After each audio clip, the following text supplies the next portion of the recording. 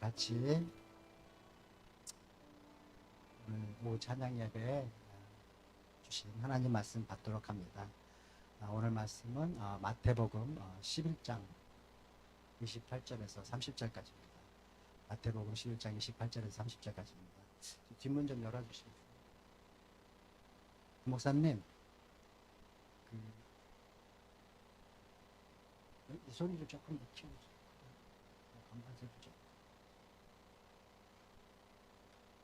마태복음 11장 28절에서 30절까지입니다. 세 구절이니까 다 같이 목소리로 봉독하도록 하겠습니다. 시작. 수고하고 무거운 짐진 자들아 다 내게로 오라. 내가 너희를 쉬게 하리라. 나는 마음이 온유하고 겸손하니 나의 멍에를 메고 내게 배우라. 그리하면 너희 마음이 쉼을 얻으리니 이는 내 멍에는 쉽고 내 짐은 가벼움이라 하시니라. 아멘. 네. 오늘 말씀 너무너무나 유명한 말씀. 교회를 다니지 않는 사람들도 한두 번쯤은 다들 들어봤을 그런 말씀이고, 이 말씀을 통해서 우리가 인생이 도대체 뭔지 다시 한번 생각해 볼 수 있는 그런 좋은 말씀이라고 생각됩니다. 여러분, 인생이 뭡니까? 인생이 무엇일까라는 이 질문은 사람이라면 누구나 한 번쯤은 던져봤을, 자기 자신에게도 던져봤을 그럴 논제입니다. 그만큼 누구에게나 인생은 결코 가볍지 않다는 것의 반증이겠죠. 여러분 어떻습니까? 여러분들의 인생은 가볍습니까? 무겁습니까? 아주 모든 사람들이 내 인생은 정말 왜 이렇게 복잡하다나 이렇게 말씀들을 하는 것 같아요. 그래서 누구나가 자기 인생을 내 인생을 소설로 쓰라 그러면은 정말 10권짜리 대하소설로 써도 모자라는 것이 내 인생 이야기라고 이렇게 얘기를 합니다. 그만큼 다른 사람은 몰라도 내 인생만큼은 무겁고 힘듭니다. 그래서 하다못해 우리 아까 봤던 신이 있죠. 신이 이제 30개월인데 요즘 말을 막 이제 배우기 시작해요. 말 배우기 시작해서 말 잘 못하는데 오늘은 쑥스러워서 말을 저도 많이 안 했는데 막 그래요. 뭐 할 때마다 힘들어 막 그래요. 힘들어.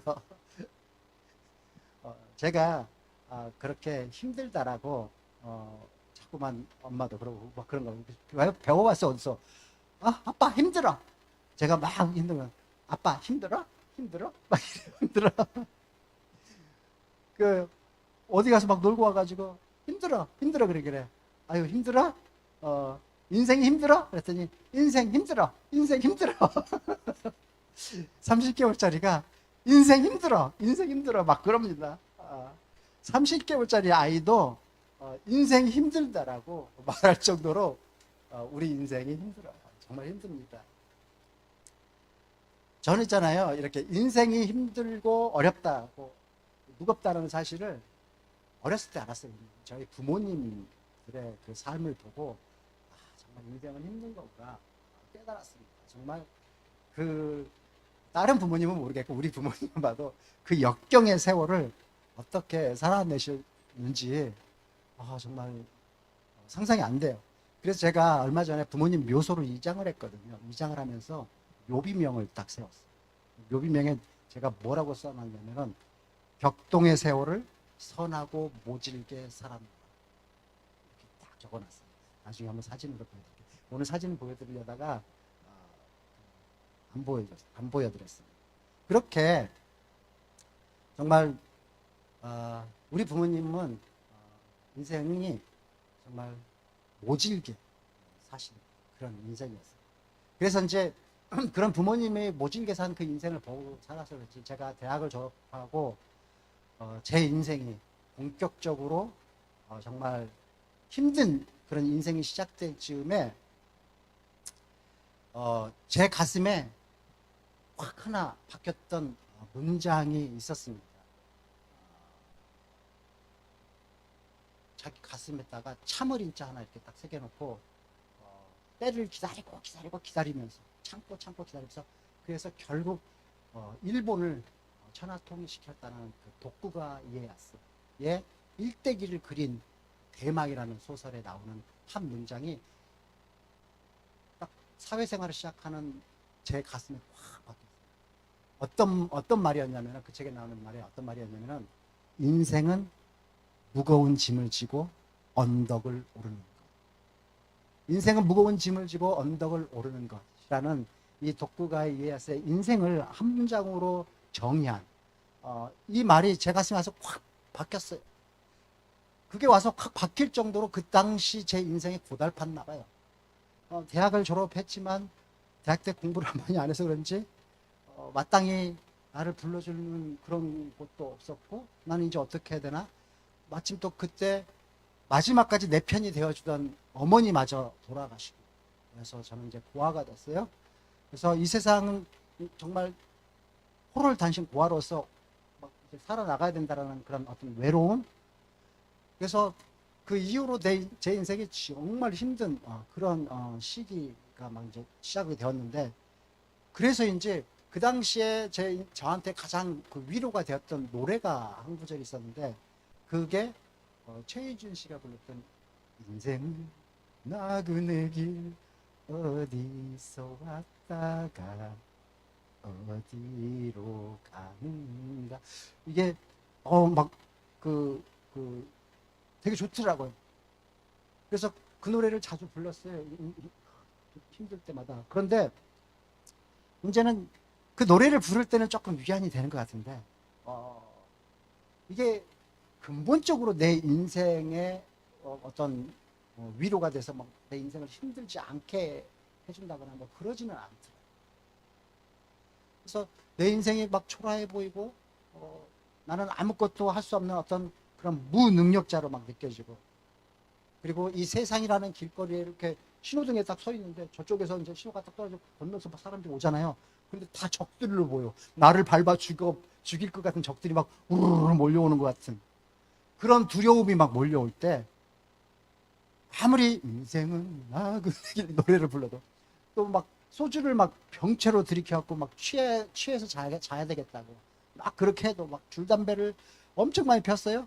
막 그렇게 해도, 그리고 막 어떨 때는 화가 나가지고 하늘을 올려다보면서 막 소리 내가 뭔 전생에 죄를 졌다고 이렇게 나를 힘들게 하냐고 막 소리를 질러대도, 그렇게 막 화풀이를 해도 내 인생이 편해지지가 않더라는. 아니, 그럴수록 내 인생은 점점 더 힘든 어떤 수렁 속으로 밀려 들어가는 것 같은 그런 느낌이었습니다. 사랑하는 여러분, 그러면 어떻게 해야 됩니까? 그럴 때 지금까지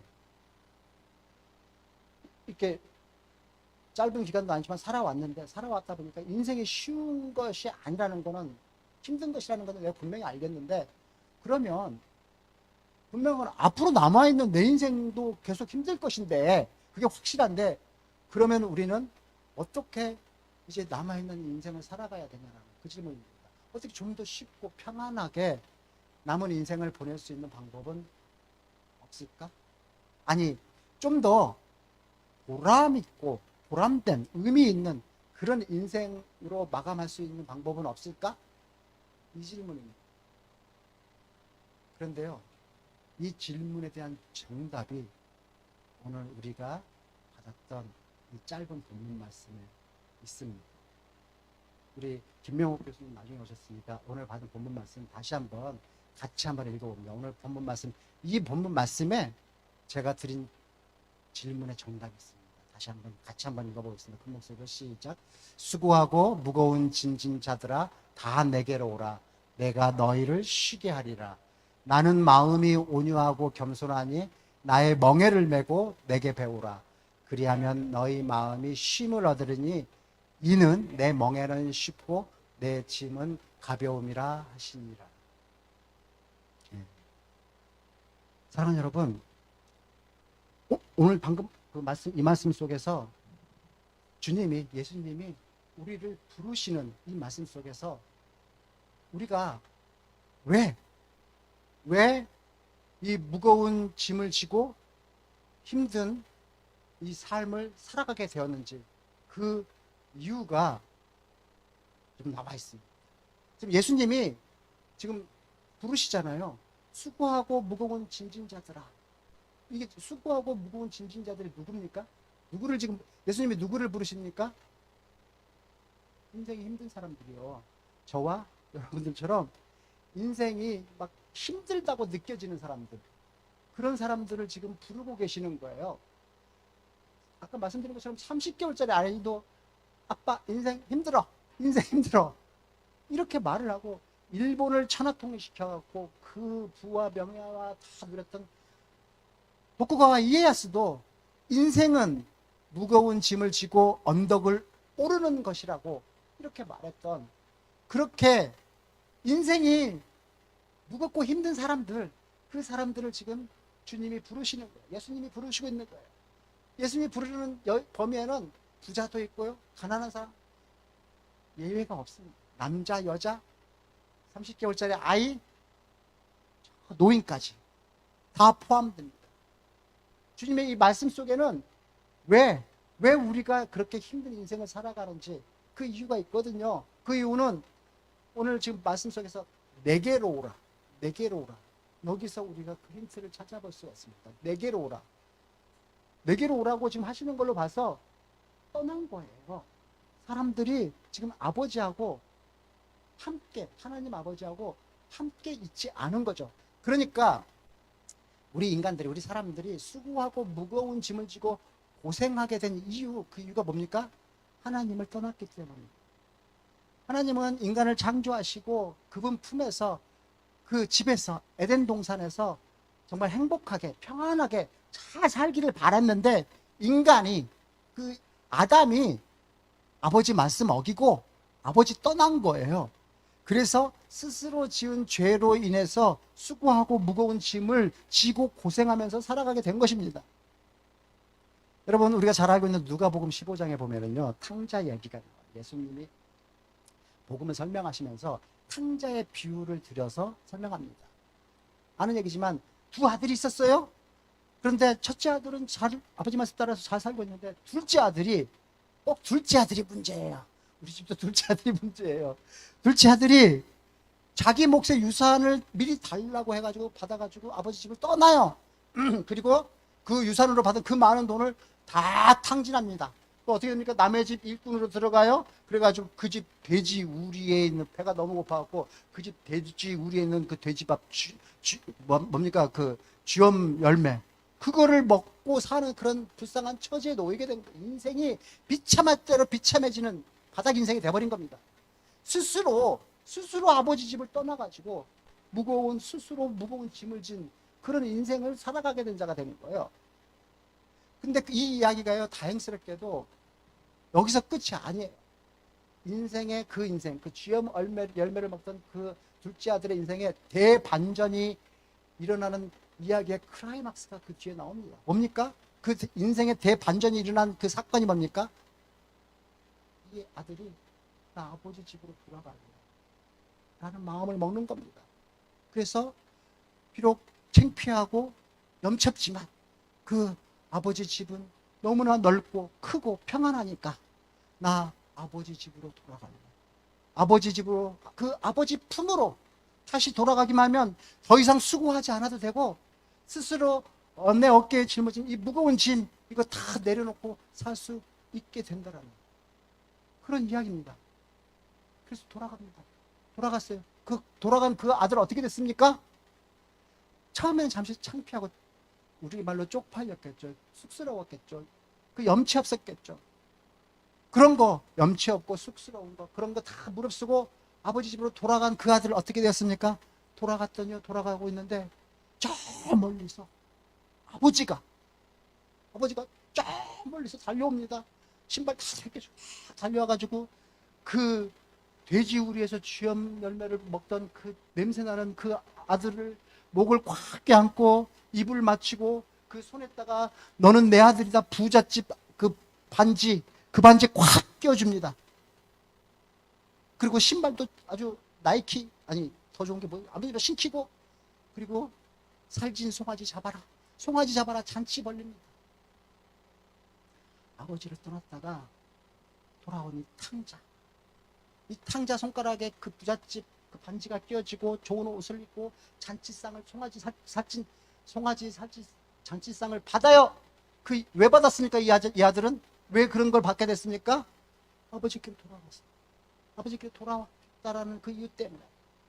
그렇게 탕자를 받아주셨던 그 아버지, 그 하나님 아버지께서 오늘 탕자처럼 방황하고 고생하는 우리들에게 이렇게 말씀하십니다. 수고하고 무거운 짐진 자들아, 다 내게로 와. 내가 너희를 편히 하리라. 우리 같이 찬양합니다.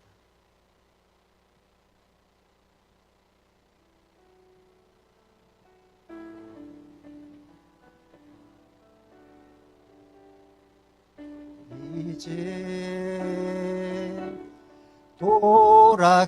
돌아가리라. 아버지 기다리시는 본향으로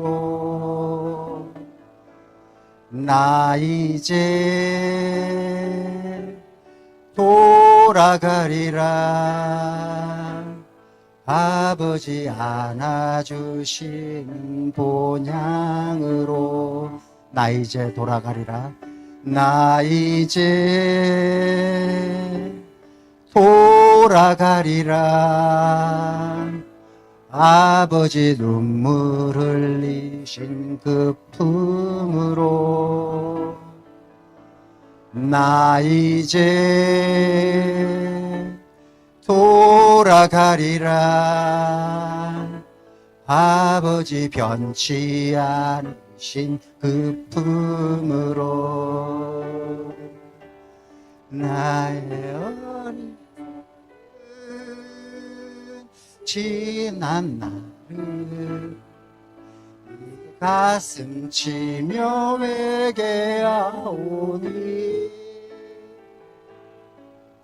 나의 모든 죄를 용서하시고 그 사랑으로 감싸주소서. 나 이제 돌아가리라. 나 이제 돌아가리라. 아버지 기다리시는 본향으로 나 이제 돌아가리라. 아버지 안아주시는 본향으로 나 이제 돌아가리라. 나 이제 돌아가리라. 아버지 눈물 흘리신 그 품으로 나 이제 돌아가리라. 아버지 변치 않으신 그 품으로 방황했던 지난 날을 이제 눈물로써 회개하오니 나의 상한 마음을 안져주시고 그 사랑으로 감싸주소서. 그 사랑으로 감싸주소서. 그 사랑으로 감싸주소서. 사랑하는 여러분, 하나님 아버지는요 오늘도 그 인생의 길에서 아버지를 떠나서 스스로 무거운 짐을 지고 힘든 길을 걷고 있는 자식들을 다시 하나님께로 돌아오라고, 그 아버지께로 돌아오라고 말씀하십니다. 부르시고 계세요. 저는 있잖아요, 예전에 처음에 예수 믿고 처음에 예수 믿었을 때 막 성령 충만하잖아요. 처음 예수 믿고 막 기도하면 다 들어주잖아요. 그쵸? 막 그렇게 막 성령 막 처음 예수 믿고 너무너무 좋았을 때는 모든 사람들이 다 그렇지. 막 시도 쓰고 찬양도 막 그러잖아요. 저도 그랬어요. 근데 그때 이렇게 우리를 부르시는 길 잃고 헤매는 영혼들을 찾고 있는 하나님이 보면서 어떤 생각이 들었냐면 마치 어둡고 캄캄한 그 골목길에 가로등이 쫙 박히면서 밝혀주고 있는, 그 어둠을 밝혀주고 있는 그런 가로등 같더라고요. 그래서 제가 그때 시를 썼어요. 어떤 시를 썼냐면요, 이런 시를 썼어요. 가로등. 당신은 어두운 밤을 지키는 세상의 곁에, 밤길 헤매는 영혼들의 따뜻한 친구. 당신은 값없이 내리는 사랑, 무상의 은혜. 당신 밑으로 가기만 하면 그 사랑과 은혜를 받지. 그저 당신 밑으로만 가면 빛 가운데 걸을 수 있죠. 어때요, 시가? 예수님을 이 가로등에 빗댄 이 시인의 풍부한 어떤 감성이 막 느껴지지 않습니까? 이 시를 분석하자면 이 시의 주제가 그 하나님의 사랑에 대한 어떤 무한성, 절대성, 뭐 이런 거를 뭐 찬양하는 건데, 우선 이 가로등을 이 시의 소재로 삼았다라는 이 점에서 이 시인의 이 천재성이 막 이렇게 드러나는, 이 시인은 이 시를 어떤 정형시로 쓰지 않고 이 자유시로서 자유시의 장점을 마음껏 유린하면서 이 주제를 전개해 나가는데요. 첫째부터 쭉 하면 시간이 너무 많이 맨 마지막 저 문단에서 가장 이 시가 주장하고자 하는 핵심적인 사상이 들어있습니다. 이게 뭡니까? 당신 밑으로 가기만 하면, 당신 밑으로 가기만 하면 이 구속사상, 여기에 구속사상이 있는 거예요. 그러니까 아무리 어두운 골목길이라도 가로등 불빛 밑으로만 가기만 하면 무상으로 내리는, 값없이 내리는 이 불빛의 유익을 마음껏 누릴 수 있다는 것이죠. 이거 거꾸로 말하자면은 우리가 가로등 불빛 밑으로 스스로 가지 않으면 우리는 절대로 빛 가운데 걸을 수 없다는 거죠. 계속 그냥 어두운 밤길을 헤매고 다닐 수밖에 없다라는 그런 이야기입니다. 자, 그럼 여기서 질문 드립니다. 시인이 말하고 있는 저 당신이 누구입니까? 예수님입니다. 예수님이 우리네 인생을 구속하신 그런 사람, 그런 분이십니다. 여러분, 오늘 우리가 이렇게 찬양 예배, 교회 나와서 찬양 예배 이렇게 드리게 된 거, 이거 순전히 나의 의지 때문에 나온 것 같겠지만, 동시에 예수님이 우리를 구속하였기 때문에 이게 가능한 거예요. 하나님께서 저 수많은 세상 사람들 중에서 딱딱딱딱딱 지명해서 지금 이 자리에 부르신 거예요. 그러니까 우리는 있잖아요, 아침에 우리 말씀에서 들었던 것처럼 하나님으로부터 선택받은 자들이라는 거예요. 오늘 이 자리에 있게 된 것까지 어찌하였든지 간에 하나님으로부터 선택받았다. 여러분, 오늘 이 자리에 온 거 순전히 나의 뜻에, 나의 의지 때문에 왔다고 생각하십니까? 김영욱 교수님 여기 오신 거 나의 의지 때문에 왔다고 생각하십니까? 정말 맞습니다. 잘 생각해 보세요. 우리가 지금까지 살아오면서 나의 뜻대로 됐던 것 단 한 개라도 있었습니까? 아니요. 우리가 오늘날 여기까지 살아온 거, 그거 있잖아요, 모두가 다 하나님의 계획 때문이었어요. 하나님의 계획대로 온 거예요. 계획을 내가 어떻게 세웠든지 간에 하나님의 계획대로 움직인 거예요. 그 계획은요, 언제 세워졌냐면은 이미 창세전에 전지전능하신 하나님께서 나를 콕 찍어놓고 나를 택해서 세워놓으신, 만들어 놓으신 그 계획에 의해서 오늘 이 자리에 있는 거예요. 지금 대구에서 아침 문자 받고 여기 온 거예요. 지금 하나님의 계획에 의해서. 근데 여러분, 제가 했잖아요, 이렇게 하나님의 이 구속사적인, 이런 나를 콕 찍어서 이 자리에 불렀다, 이런 구속사적인 이야기를 하면 있잖아요, 많은 사람들이 아니, 그렇게 전지전능하신 하나님이라면 왜 자기가 그렇게 구속한, 선택한 그 인간들이 막 세상에서 억울한 일 당하게 하고 또 그렇게 세상에서 막 고생하고 막 힘들게 살아가는데 왜 나 몰라라 모른 척 하면서 있냐? 하나님 살아계신 거 맞냐? 막 이렇게 따지고 듭니다. 하나님이 그렇게 무심한 사람이냐? 무심한 분이냐? 그렇게 잔인한 분이냐? 뭐 이래요. 특히 인본주의를 앞세운 휴머니스트들이 주로 그런 사람들 중에 있잖아요. 유명한 사람이 있습니다. 법정 스님 아세요? 법정 스님. 우리나라 불교계에서 제일 큰 스님이라는 이분이 죽기 전에 그런 기독교를 향해서 이런 쓴소리를 날렸습니다. 뭐라고 했냐면요. 믿지 않는다여 자신의 자식이라 하는 인간들을 지옥불에 던져버리는 당신네들의 신을 난 당최 이해할 수가 없다. 차라리 난 지옥에 가서 당신네 신에게 버림받은 그 억울한 영혼들을 구제하겠다. 멋지죠? 당시 세상 사람들은요, 이런 말을 남긴 이 법정스님을 참 멋있는 분이라고 평가했습니다. 근데 세상에는요, 이렇게 멋진 법정스님 말고도 인간적으로 정말 존경하고 존경받을 만한 분들이 너무 많습니다. 인간을 인간적으로 사랑하는 이 수많은 휴머니스트들. 제가 어렸을 때 슈바이처 박사 아시죠? 슈바이처 박사라는 분이 있었어요. 이분은요, 1950년 노벨 평화상 받았거든요. 이분이 이 알버트 슈바이처 박사, 독일 철학자, 의사잖아요. 굶주리고 헐벗은 아프리카에서 인류 파괴를 몸소 실천했던 알버트 슈바이처 박사님. 이분 신학대학 나왔어요. 신학대학 학장까지 하셨어요. 예수에 대한 정식과적인 연구라는 논문에서 예수를 근데 나중에 이렇게 예수님의 존재를 실패한 종말론자라고 규정을 합니다. 그래서 정말 신학대학 학장까지 지내셨던 분이 예수님의 사랑에 대한 한계를 조롱하면서 평생을 아프리카에 가고 봉사와 사랑으로 인류애를 몸소 실천한 거예요.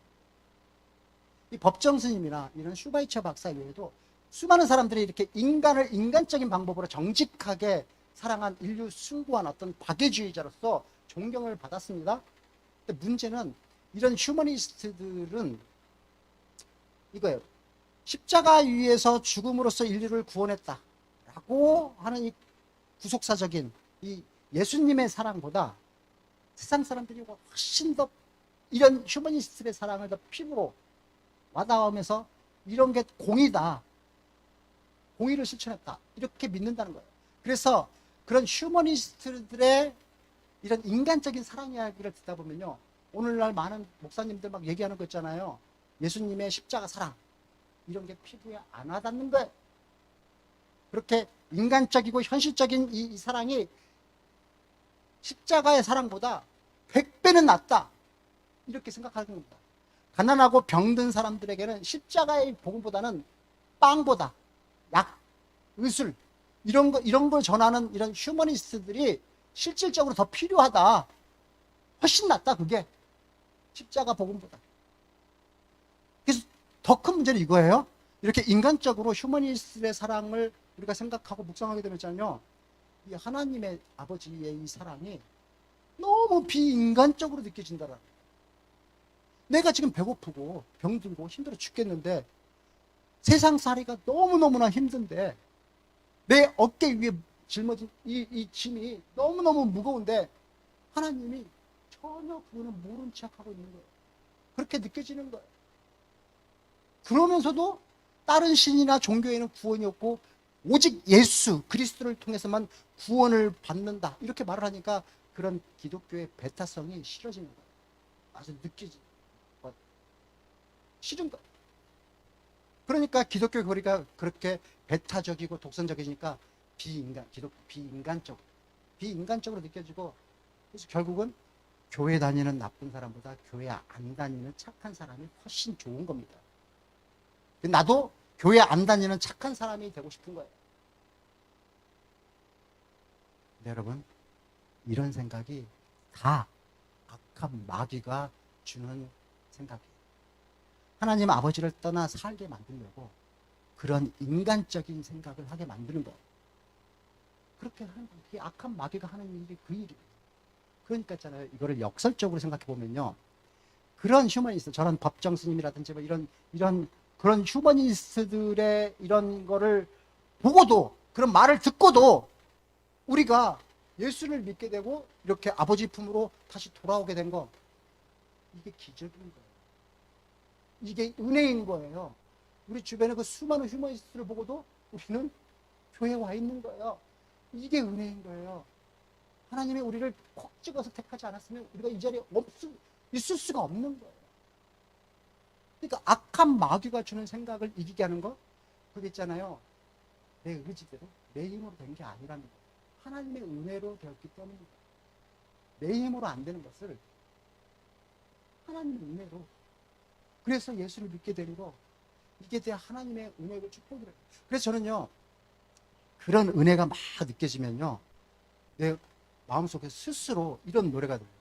나를 치시니가 하나님, 나를 부르시니가 하나님, 나를 보내시니도 하나님, 나의 나 된 것은 다 하나님 은혜. 요 정도 되면 이제 나와가지고 같이 이렇게 불러줘야 돼요. 같이 한번 불러봅니다.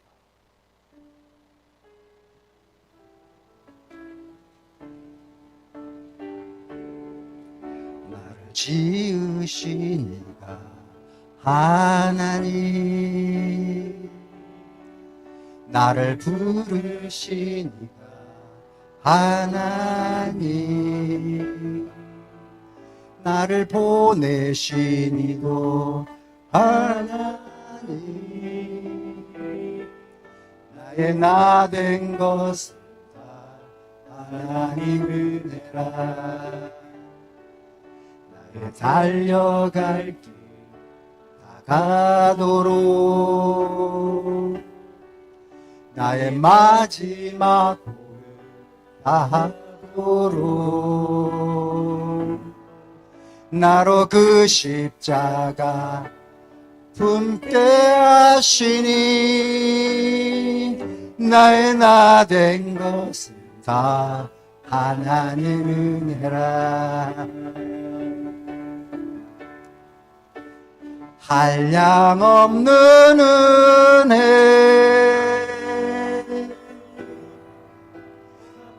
길 없는 은혜, 내 삶을 애워싸는 하나님의 은혜. 나 주저함 없이 그 땅을 밟은 곳 나를 붙드시는 하나님의 은혜. 죄송합니다. 찬양 예배인데 찬양을 인도하는 제가 노래를 잘못해서. 그럼에도 불구하고 열심히 부르는 게 은혜가 될 줄 믿습니다. 여러분, 제가 지금은 이렇게 목사가 돼갖고 이렇게 있지만요, 제가 예수 안 믿고 젊었을 때도 서울에 살았잖아요. 서울에 살 때는 길거리에서나 또는 지하철에서 이상한 옷 입고 맨발로 막 예수 천국 불신 지옥 이렇게 외치고 돌아다니는 그 할아버지 이렇게 보면요, 뭐라고 생각했냐면요, 야, 예수 믿으면 다 저렇게 되는구나. 나 절대로 예수쟁이 되지 말아야지. 절대로 예수쟁이들이 와서 꾀어도 그 꾀임에 빠지지 말아야지. 이렇게 다짐했어요. 근데 말이에요, 세상을 이제 살아보니까 30대 중반 좀 넘어가니까 그게 아니더라고요. 세상을 살아보니까. 세상에서 가장 무서운 사람이 책 딱 한 권 읽은 사람이래요. 제가 딱. 그러니까 제가 그렇게 딱 앞뒤로 막혀갖고 내 생각, 내 아집, 내 편견 이런 거 가득 차 있던 그런 사람이었더라고요. 기독교가 뭔지 정말 1도 모르던 사람이 말이야. 기독교에서 막 죄인, 내가 무슨 죄인이라고 기분 나쁘고, 내가 나보고 죄인이래. 와, 막 그러면서 막 기분 나빠하고 막 그랬어요. 근데 나중에 알고 보니까 이 기독교에서 말하는 이 죄라는 거하고 이 세상이 말하는 죄라고 하는 거는 좀 다르더라고요, 개념이. 여러분, 기독교에서는 모든 사람이 죄인이라고 말을 해요. 그리고 그 죄인을 구원하시기 위해서 하나님께서 독생자 아들을 십자가 위에서 죽이셨다고 이렇게 말을 합니다. 근데 세상적인 사람들은 상식적으로 이게 도무지 당최 이해가 안 되는 거예요. 믿어지지가 않는 거예요. 도대체 내가 뭔 죄를 지었다고 막 그렇게 하나밖에 없는 아들을 막 그렇게 잔인하게 죽여가면서까지 용서를 받아야 하냐고. 내가 뭔 죄를 졌다고. 우리 신이가 30개월짜리가 뭔 죄를 졌다고 그렇게 막 사람을 죽여가면서까지 죄를 용서를 받아야 되냐고요. 당최 이해가 안 되는 거예요. 여러분, 기독교에서 말하는 죄의 본질이 뭡니까? 기독교에서 말하는 죄의 본질은요, 하나님을 떠나는 거예요. 하나님을 떠나는 거예요. 하나님을 떠나서 내 의지대로 한번 멋지게 살아보겠다라는 거. 내 인생은 나의 것. 인간적인 사랑 막 베풀면서 도덕적으로 막 사람들로부터 막 존경과 부러움 받으면서 그렇게 내 삶을 살아가는 것. 좀 더 많은 돈이 너희를 자유롭게 하리라. 돈을 좀 많이 모아갖고 자유롭게 남들보다 더 행복하게 멋지게 그렇게 어떤 존경과 부러움을 막 받는 그런 인생, 그렇게 살아보겠다는 게 죄의 본질입니다. 기독교에서 말하는 죄의 본질이 그거예요. 그러니까 성경이 뭐라고 말하냐면요, 세상에는 죄인이 아닌 의인은 단 한 사람도 없다고 그래요. 의인은 단 한 사람도 없다. 그러니까 법정 스님, 슈바이처 박사님, 결코 의인이 될 수 없다라는 거예요. 법정 스님이 아무리 막 오래된 뭐 수도 정진을 하고 막 세상 사람들이 막 불교계에서 제일 큰 어른이라고 막 존경을 한다 해도 그분 마음속에 단 한 점의 악한 생각도 없는 완벽한 사람이 될 수는 없다라는 거예요. 아니, 역설적으로 말해서 그렇게 홀로 열심히 정진과 수행을 해갖고 자신의 죄 문제를 스스로 해결하고 의인이 될 수 있다라고 생각하는 그 자체가 이미 죄인이라는 거예요. 그러니까 법정 스님 있잖아요. 자기 죄 문제를 스스로 해결도 못하는 사람이, 내 죄를 스스로 해결도 못하는 사람이 어떻게 지옥에 가가지고 다른 영혼의 그 죄를 해결하고 구원해 주겠다라는 거예요. 교만도 이런 교만이 없는 거예요. 슈바이처 박사 어떻습니까? 그 박사님 아프리카에서 가난하고 불쌍한 사람 치료하고 도와주고 평생을 막 헌신했잖아요. 자신의 죄 문제 또는 그 자기 그 헌신했던 그 아프리카의 영혼들의 죄 문제 해결했습니까? 못한 거예요. 자기 죄 문제도 해결하지 못한 사람이 어떻게 남의 죄 문제를 해결해주고 구원할 수 있습니까? 그래서 슈바이처 박사님은 가장 인간적인 방법으로 그 죄의 문제, 가장 중요한 그 죄의 문제를 그냥 사랑으로 덮어버린 거예요. 인간적인 사랑으로 그냥 덮어버린 겁니다. 이거 조금 더 냉정하게 보자면요, 슈바이처 박사님은요, 자신이 옳다라고 생각한 것을 실천한 거예요. 자기 의를 위해서 평생을 헌신한 겁니다. 인류애를 실천한 것이 어떤 다른 사람의 어떤 영광을 위해서가 아니라 내 영광을 위해서, 자신의 영광을 위해서 그랬다라는 거예요. 여러분, 모더니즘 시대에 살아요. 포스트 모더니즘. 인본주의가 이렇게 판을 치는 이 세상, 다시 말해서 하나님을 떠난 사람들이 주도하고 있는 이 세상에서 사람들로부터 존경을 받는 어떤 박애주의자들이 자신의 죄 문제를 스스로 해결하지 못하니까 그냥 인간적인 사랑으로, 휴머니즘으로 그 죄 문제를 그냥 무야무야 덮어버리고 가는 겁니다. 그러나 우리 인간은요, 그런 인간적인 사랑이 아름다워는 보이지만 이것은 어떤 자신의 신념을 실천한 자기의다. 그 자기의에 불과하다는 것. 이걸 우리가 알아야 돼요. 인류애를 실천한 것이 인간적으로는 존경스러운 일이지만 진정한 공의는 아니라는 말씀입니다. 그러니까 여러분, 절대로 휴머니스트가 된다고 해서 아직도 죄인인 영혼이 온전한 평안을 얻고 행복해질 수 있는 것은 아니에요. 결정적으로 2%가 부족한, 아니, 절반의 행복일 뿐이에요. 그런다 할지라도 절반의 행복밖에 안 돼요. 그럼 여러분, 어떻게 해야 우리 인생이 스스로 우리가 짊어진 이 무거운 짐을 내리게 되고 진정한 평안을 얻을 수 있게 됩니까? 그 해결책은 예수님을 통해 십자가 위에서 우리 죄 문제를 해결하신 이 하나님의 공의를 믿고 받아들이는 거예요. 그것만이 우리의 영혼의 죄 문제가 해결되고 구원받는 진정한 평안을 누릴 수 있는 유일한 길이라는 거예요. 사람들은 기독교가 이것만이 유일한 길이라고 하는 것을 배타적이라고 막 비판을 해요. 하지만 어쩝니까? 그게 진짜 사실이고 진리인데, 세상에서 하나님께로 가는 길이 이길 밖에 없는데, 인간적으로 좋은 게 좋은 거라고, 뭐 종교 다원주의자들이 말하는 것처럼 뭐 하나님께 가는 길 뭐 부처님 통해서도 되고, 뭐 알라를 통해서도 되고, 공자님을 통해서도 되고, 막 모하메드 통해서도 되고, 그런다고 거짓말을 할 수는 없잖아요. 길이 그것밖에 없는데. 하나님께서 분명히 말씀하셨습니다.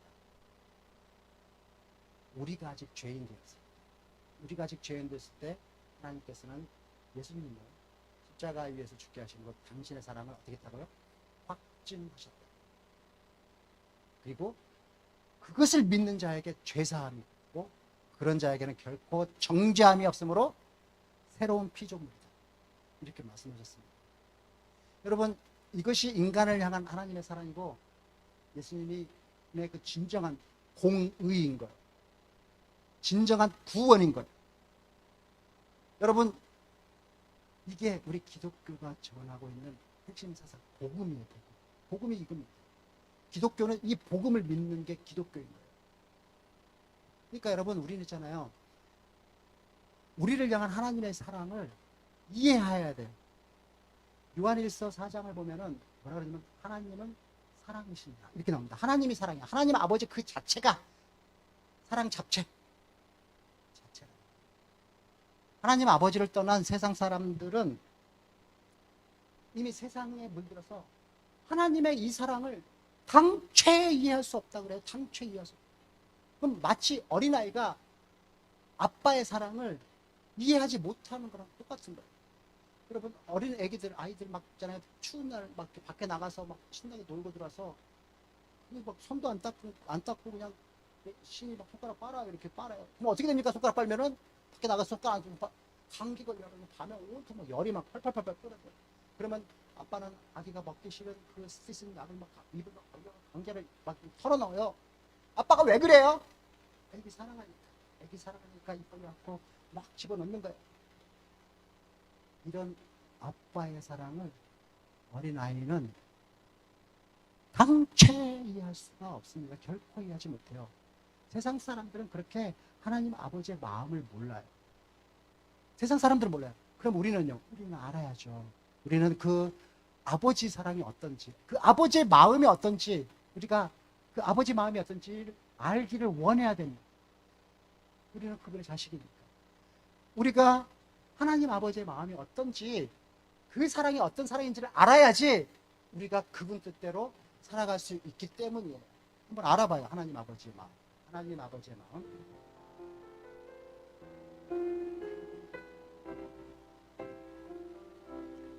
아버지, 당신의 마음이 있는 곳에 나의 마음이 있기를 원해요. 아버지, 당신의 눈물이 고인 곳에 나의 눈물이 고이길 원해요.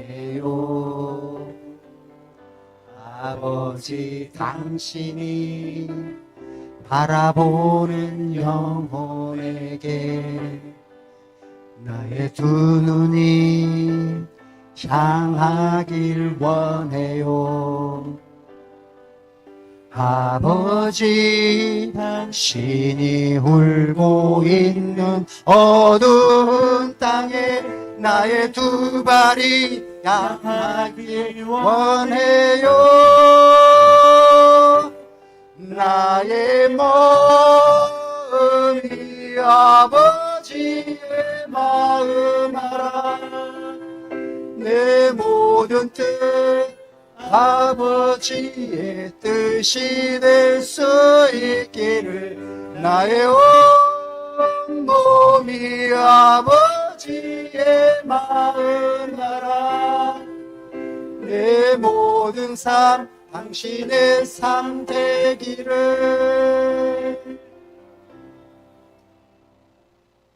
한 번 더 부르고 싶지만 시간이 없어서. 그럼 제가 축산학과 교수이기 때문에 우리 축산 농가들이 어떻게 자기 가축들을 하느나 돼지들을 어떻게 돌보는지를 누구보다도 잘 알아요. 새끼 새끼를 날 때는 꼭 새벽에 나요. 아주 컴컴한 새벽에 막 밤늦은 시간까지 앉아고 육체적으로 막 힘들지만 꼭 잡고 있다가 새벽에 새끼를 받아요. 새끼를 받아주고 사료주고 분유 치우고 그러다가 또 새끼가 설사병 걸리면 죽거든요. 설사병 나면은 막 그냥 밤잠 안 자고 애가 죽을까봐 막 지킵니다. 애가 내가 태어나가지고 엄마 젖을 못 빨잖아요. 그럼 막 전방으로 뛰어가가지고 맛있는 우유 사갖고 와가지고 타갖고 따뜻하게 데펴갖고 막 인병에서 막 정말 먹이고 막 그래요.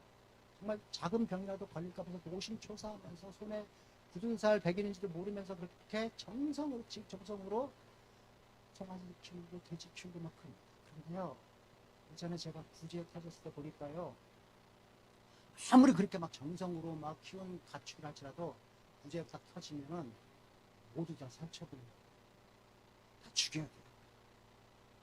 자기 농장은 구지에 안 터졌는데 자기 농장으로부터 5km에 있는 농장에서 구제에 터지면 내 농장에 있는 애들 건강한데 다 죽여야 돼요. 눈물을 머금고 다 죽여야 됩니다. 단 한 마리도 살려줘서는 안 돼요. 포크레인으로 구덩이 퍼가지고요. 자기가 그렇게 키웠던 가축들 다 묻어야 돼요. 그렇게 해야지 더 뒤에 있는 남아있는 지역에 있는 소나 돼지들을 살릴 수 있기 때문에 그러는 거거든요. 여러분들 한 번도 뉴스로만 봤겠죠. 한 번도 그 현장을 본 적이 없어요. 정말 그 현장 가서 보면요, 눈 뜨고 볼 수가 없습니다. 눈물 없이는 볼 수 없는 장면들이 펼쳐집니다. 오늘 파부돼야 될 애 아침밥을요 거창하게 차려줘요. 송아지도 먹고 차려줘요. 가지고 송아지가 맛있게 먹어요. 근데 조금 있으면 그 송아지 포플레인으로 구덩이 퍼가지고요 밀어 넣어요. 그럼 그 송아지 엄마가 옆에서 막 그냥 막 눈물을 뚝뚝뚝뚝뚝 흘려요. 그래 그렇게 뚝뚝뚝 흘리는 거 엄마 손으로 그 구덩이에서 밀어 넣습니다. 그리고 그 위에다 흙을 펴요. 그렇게요. 포클레인으로 송아지 엄마 손만 이렇게 넣고 흙을 덮고 있는 그 주인을 보면요, 다 하나같이 다 울고 있어요. 다 울어요. 울면서 그렇게 다 묻습니다. 자기가 키운 내가 송아지 때 받았는데 그 새가 불쌍해서 가슴이 찢어지는 거예요. 한 번씩 가슴이 찢어져요. 여러분, 하나님의 사랑이 그러셨어요. 하나님의 사랑이 그러시어요. 말로 표현할 수 없을 정도로 타락했던 소돔과 고모라를 멸망시킬 때 하나님 아버지 가슴이 찢어졌어요. 휴머니스트들은 소돔과 고모라에 있었던 그 죄 없는 어린 아이들까지 다 불구덩이 안에 밀어넣으신 그 하나님의 잔인성을 장체에 이해할 수 없다고 막 그렇게 비난하고 비판하지만, 하나님은 그렇게 말하는 그 휴머니스트를 살리시기 위해서 그렇게 소돔과 고모라를 멸망시키면서 뜨거운 눈물을 하염없이 흘리셨어요. 사랑 여러분, 사랑은 그렇게 가슴이 찢어지는 아픔이에요. 어쩌면 가슴이 찢어지지 않는 사랑은 사랑이 아니라고 할 수도 있어요. 하나님 아버지의 사랑 역시 그렇게 가슴이 찢어지도록 아픕니다. 우리가 아직 죄인 되었을 때 하나님 아버지는 우리 살리고자 당신의 죄 없는 아들을 십자가에 매달랐어요. 엘리 엘리 라마 사박다니, 엘리 엘리 라마 사박다니, 아버지 어찌하여 나를 버리시나이까. 할 수만 있다면 이 잔을 자기에게서 지나가게 해달라는 그 아들의 간청을 침묵했어요. 그 간청에 침묵하시면서 하나님 아버지는 십자가에 매달려 있는 자기 아들 옆구리에다가 창을 꽂아 넣었어요. 그렇게 해야 나와 여러분 같은 죄인들을 살릴 수 있기 때문이었습니다. 여러분, 우리 하나님 아버지는 그날 당신의 아들 예수님의 옆구리에서 피와 눈물이 쏟아져 나올 때 우리 하나님 아버지는 가슴이 갈기갈기 찢어지고 눈에서는 피눈물이 흘러나왔어요. 정말 피눈물이 흘러나왔어요. 그런데 하나님 아버지의 그런 사랑을 모르는, 하나님 아버지를 떠난 세상 사람들은 마치 어린아이 같았어요. 하나님 아버지의 그런 사랑을 이해하지 못합니다. 엊그제 주말을 지나면서 우리 늦둥이 신이가 감기 걸려가지고 열이 펄펄 났거든요. 꼭 밤에 2시, 3시쯤에 열이 펄펄 나면서 막 울어 제낍니다. 그럼 아빠는 어떡합니까? 이걸 막 약 안 먹겠다고 막 발버둥 치잖아요. 붙잡고 그 쓴 약을 털어놓는데, 그런 아빠를 이해하지 못하는 아이는 아빠 싫어, 아빠 미워 막 그러면서 아빠를 원망하고 증오하는 눈초리로 막 째려봐요. 하지만 밤새 열흘로 펄펄 끓는 그런 어린 아들을 지켜보는 아빠의 마음은 미안하고 또 아픕니다. 내가 잘 보살피지 못한 것 같아서 미안하고 속상해서 가슴이 아픕니다.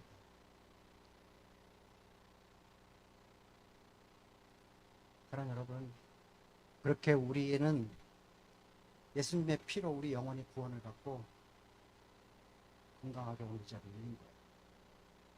예수님이 십자가 위에서 우리 죄를 씻어주시기 위해서 피를 흘려주지 않으셨다면 우리는요, 아직도 무거운 짐을 지고 언덕으로 올라가는 거예요. 그 인생을 피할 수가 없는 거예요. 그 주님이 오늘 말씀하십니다. 하나님 아버지 품으로 다시 돌아오라고, 건배 다시 돌아오라고 말씀하십니다.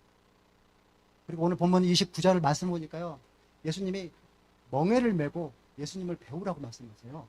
그러면 우리 마음이 쉼을 얻는다. 이게 역설적이잖아요. 편히 쉬게 해주시겠다고 해놓고 또 멍에를 지라고 말씀을 하세요. 이게 참 역설적이잖아요. 그죠? 죄로 말미암아 타락한 사람들에서 보면은 예수님 존재 자체가 멍해거든요. 그 십자가, 그게 멍해거든요. 예수님이 가신 그 길, 좁은 길, 그 어려운 길, 그 십자가의 길, 좁고 힘든 길이거든요. 그게 멍해예요. 그러니까 세속적인 사람들은 예수님으로부터 다 그 멍해지기 싫어서, 그 십자가 가기 싫어서 도망가는 거거든요. 하지만 여러분, 우리 인생은요, 우리 삶은 언제나 그랬던 것처럼 역설적이에요. 우리 삶 자체가 역설적이에요. 그 멍에 매고 그 좁은 지면 삶이 가벼워지는 거예요. 삶이 가벼워지는 거예요. 평안해지는 겁니다. 여러분, 하나님은요, 우리를 자유케 하시는 하나님이세요. 그 하나님으로부터 벗어나 자유하려고 하면 할수록 인간은 노예가 되는 거예요. 돈의 노예가 되고 명예의 노예가 되고 일의 노예가 되는 거예요. 그러나 자유하시는 그 하나님의 종이 되려고 하면 할수록, 그 멍에를 질면 질수록 인간은 자유로워지고 가벼워지는 거예요. 역설적이죠. 이것은 있잖아요, 인류 역사가 보여주고 있는 진리 중에 진리입니다. 그래서 예수님은 오늘 우리에게 종처럼 예수님이 멍에를 메고 예수님을 배우라고 그렇게 말씀하십니다. 여러분, 말씀 맺습니다. 죄인이었던 우리를 살리고자 십자가 고난 기꺼이 감당하셨던 그 하나님의 공의 있죠. 그 공의는 항상 옳습니다. 진리입니다. 그 진리가 우리를 자유케 하는 겁니다. 좁은 길을 가면 갈수록 그 길이 넓어지고요, 십자가는 지면 질수록 영광스러워지고 멍에는 매면 매수록 가벼워집니다. 그러니까 여러분, 도전합니다. 오늘 다시 한번 하나님 아버지께로 돌아가십시오. 돌아가지 않으시렵니까? 그리고 그 종이 돼서 그가 지게 하시는, 하나님이 지게 하시는 그 멍에를 메고 예수님을 한번 배워보지 않으시겠습니까? 저는 하나님이 부르셨어요. 하지만 하나님이 부르셔서 이 자리에 오신 여러분 모두가 다 하나님 앞으로 다시 그렇게 돌아옴으로 새털처럼 가벼워지는 인생의 무게를, 그 삶의 무게를 경험해 보실 수 있기를 주님의 이름으로 축복합니다. 같이 마지막 찬양합니다.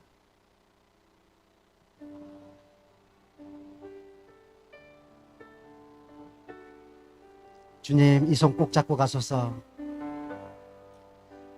주님여, 이 손을 꼭 잡고 가소서. 약하고 피곤한 이 몸을 폭풍을 속 해치사 빛으로 손잡고 날 인도하소서. 인생이 힘들고 고난이 겹칠 때 주님여 날 도와주소서.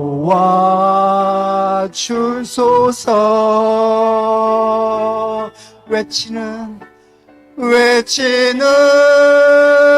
이 소리 귀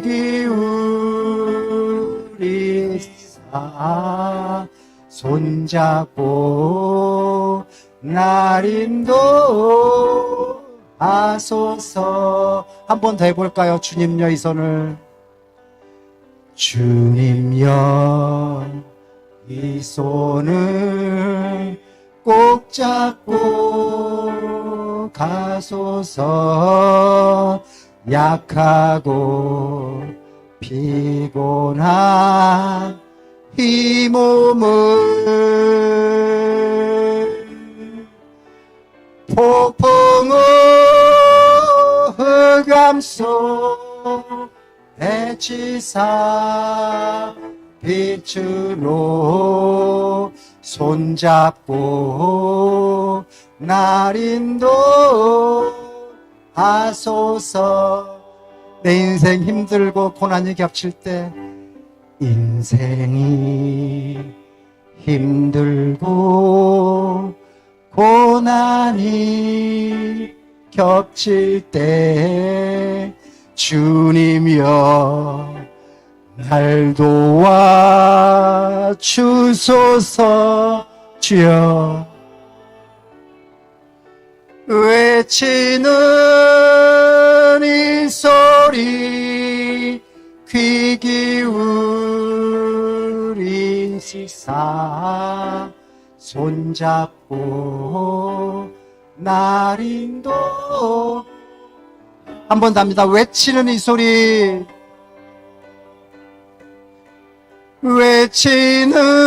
외치는 이 소리 귀 기울이시사 손잡고 날 인도하소서. 우리 같이 이 시간 잠깐 한번 외쳐보세요. 주님을 한번 외쳐봅니다. 이렇게 기도했으면 좋겠어요. 하나님, 오늘 주신 말씀을 통해서 저를 향한 하나님 아버지의 사랑이 얼마나 가슴 아픈 사랑인지, 얼마나 그 큰 사랑인지 알게 해주시니 감사합니다. 당신의 그 사랑으로 인해 오늘 제가 다시 하나님 앞으로 돌아갑니다. 하나님, 저를 받아 주시옵소서.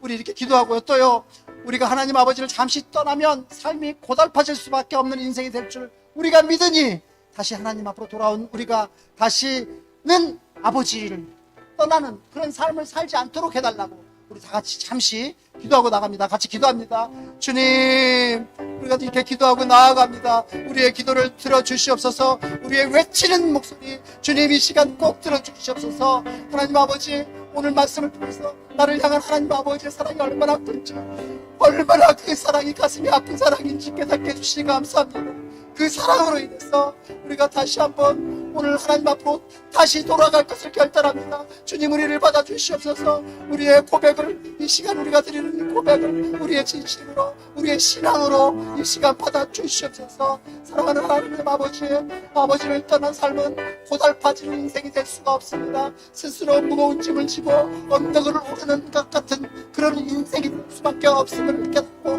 매일의 삶 속에서 이제 당신만을 구하면서 당신만을 붙들고 있는 이 손 놓지 않고 그렇게 환경을 만들어서 상황을 만들어서 이제 찬양하고 예배하는 그런 삶을 살아갈 것을 곁들하고 나아갑니다. 우리가 일상의 모든 것을 기도와 간구를 나갈 때 주님, 우리의 삶을 평안케 해주시고 놀라운 은혜로 응답받는 인생이 될 수 있도록 주여 은혜 베풀어 주시옵소서. 붙잡아 주시고 인도해 주시옵소서. 설령 우리가 연약해서 이 세상에서 넘어지고 자빠지고 코가 깨진다 할지라도 당신의 의로운 오른손으로 붙들어서 일으켜 세워 주시옵소서. 혹시 우리 가운데 스스로 쓸말 말로 그랬던 성도 있다면 열린 우리 교회 모든 성도 한 사람 한 사람 인생의 한 줄기의 소망의 빛을 비춰주시고 모든 것을 이 시간에 회복시켜 주시옵소서. 그저 우리는 당신 앞으로 빛이 되겠습니다. 빛 가운데서 걸어가는 열린 우리 교회 성도들 한 사람 한 사람 될 수 있도록 주여 도와주시옵소서. 주여 도와주시옵소서. 이 모든 기도의 제목을 우리 주 예수 그리스도 이름으로 감사하며 기도드립니다. 이제 주기도문으로 오늘 오후 찬양이 마칩니다. 같이 주기도문합니다.